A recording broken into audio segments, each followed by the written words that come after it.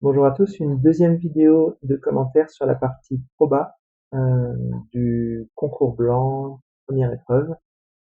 Donc sur le premier mode de sélection aléatoire du restaurant, donc qui est un mode de sélection les plus probables, je ne vais pas m'étendre beaucoup plus.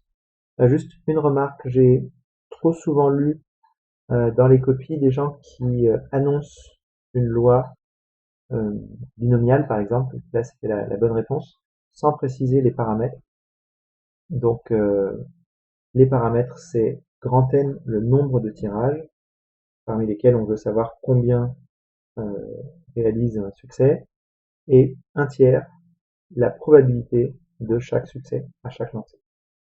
Donc ça, c'est indispensable à préciser quand vous annoncez une loi binomiale. Si vous dites machin sur une loi binomiale et que vous ne précisez pas les paramètres, euh, vous ne pourrez pas prétendre au point de la question. Une remarque de rédaction, quand vous m'annoncez les paramètres, j'ai vu trop souvent n égale grand N et p égale 1 tiers. En fait, euh, l'erreur qu'il y a là, c'est que vous utilisez des noms, petit n et petit p, qui n'ont absolument rien à voir avec les notations de l'énoncé. Petit n et petit p, c'est les notations qu'on a employées dans le cours. Euh, c'est les plus standards, d'accord, mais il y a probablement des cours quelque part qui utilisent même pas ces mêmes notations-là. Donc ça sert à rien d'employer dans une copie des notations qui sont propres au cours que vous avez reçu et qui ne sont peut-être pas du tout celles que votre correcteur connaît. Là, il se trouve que votre correcteur, c'est aussi votre professeur, mais ça n'arrivera pas, bien sûr, au concours. Donc, n'employez pas une notation du cours qui n'est pas adaptée au sujet. Je vous l'ai déjà dit quand vous calculez, par exemple, le discriminant d'une équation du second degré, souvent, je lis b carré moins 4ac, alors que b, a et c ne sont pas du tout définis dans le cadre de l'énoncé. C'est juste que souvent, quand on écrit un cours ou un manuel, on étudie une équation qui est ax2 plus bx plus c. Dans ce cas-là, a, b et c, c'est les trois coefficients. Mais n'employez pas des notations qui n'ont rien à voir avec celles qui sont définies dans l'énoncé. Là, il suffit de donner les deux paramètres.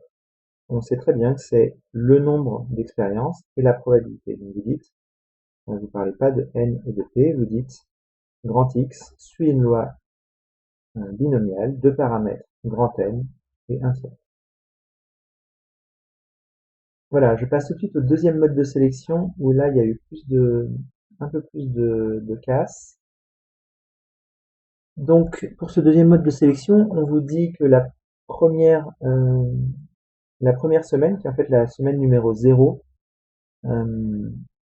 les trois amis ont décidé de manger au restaurant autrichien. En tout cas, ils se sont retrouvés au restaurant autrichien, d'où A0 égale 1 et B0 et C0 égale 0, comme c'est précisé dans l'énoncé.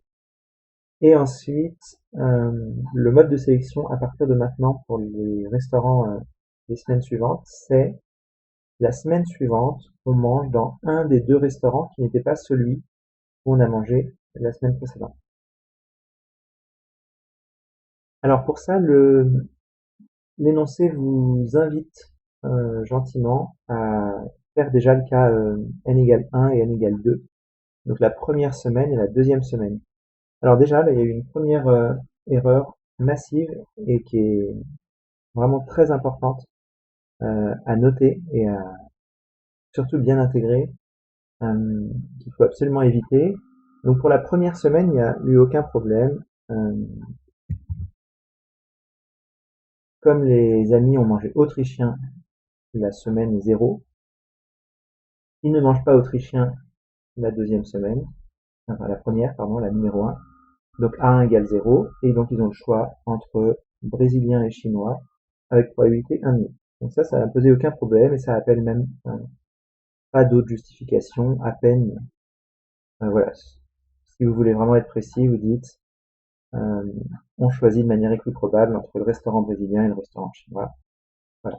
Par contre, pour la semaine numéro 2, j'ai souvent lu, s'ils ont mangé brésilien à la semaine numéro 1, dans ce cas-là, il y aura un demi pour autrichien ou chinois. Et s'ils ont mangé chinois, il y aura un demi pour autrichien et brésilien. et vous vous êtes arrêté là. En tout cas, ceux qui ont fait cette erreur-là se sont arrêtés là. Alors ça, c'est une énorme erreur. Pourquoi? Parce qu'en fait, vous êtes en train de nier un petit peu le principe même des probabilités, qui consiste à évaluer toutes les possibilités et à se demander avec quelle probabilité ça va se produire. Donc, évidemment, en fait, s'ils vont manger brésilien, c'est sûr ils vont manger brésilien. S'ils vont manger chinois, c'est sûr ils vont manger chinois. Et s'ils vont manger autrichien, c'est sûr ils vont manger autrichien. Mais toute la question des probabilités, c'est justement avec quelle probabilité ça arrive. Donc, vous pouvez pas dire, s'il se passe ça, ben, on a une probabilité 1,5 pour ça, 0 pour ça, etc. S'il se passe autre chose, on a une probabilité 0 pour lui, 1,5 pour l'autre. La probabilité de manger brésilien la semaine numéro 2, c'est pas un nombre qui peut valoir plusieurs valeurs différentes. C'est un nombre qui est bien déterminé. Et donc, c'est examiner globalement toutes les possibilités et se demander avec quelle probabilité on va manger brésilien, chinois ou autrichien. Donc quand vous dites si ils ont mangé brésilien à la semaine numéro 1, alors ce sera autrichien ou chinois avec probabilité 1,5 la semaine numéro 2. Ce que vous êtes en train de calculer, c'est les probabilités de A2 et de C2, sachant B1. Et il faut toutes les faire. La probabilité de A1, de A2, B2 et C2, sachant A1 d'une part, sachant B1 et sachant C1. Et c'est comme ça qu'on va englober toutes les possibilités dans une formule des probabilités totales. Voilà. Alors je voudrais vraiment que ce système soit très très clair. Vous ne pouvez pas donner des réponses différentes en fonction de la situation. Le principe même des probabilités, c'est d'examiner toutes les situations et de leur donner un poids en fonction de la probabilité qu'elles ont d'arriver. Donc voilà, ça c'est vraiment vraiment le point d'achoppement de cette partie-là sur lequel je voulais revenir parce que plus de la moitié des gens ont commencé par dire ah bah ça va faire 0, 1,5, 1,5 dans ce cas-là et 1,5, 0, 1,5 dans tel autre cas. Et vous vous êtes arrêté là. Or précisément, le jeu des probabilités, c'est de lever l'incertitude. Voilà, donc pour le reste, je vous laisse reprendre le détail, hein. Évidemment, si on vous pose une question de probabilité, il y a probablement une propriété derrière à appliquer. Et donc c'est indispensable de nommer le théorème que vous utilisez. Donc là, c'est la formule des probabilités totales qui nous sert pour englober les situations sachant A1, sachant B1 et sachant C1 pour chaque événement.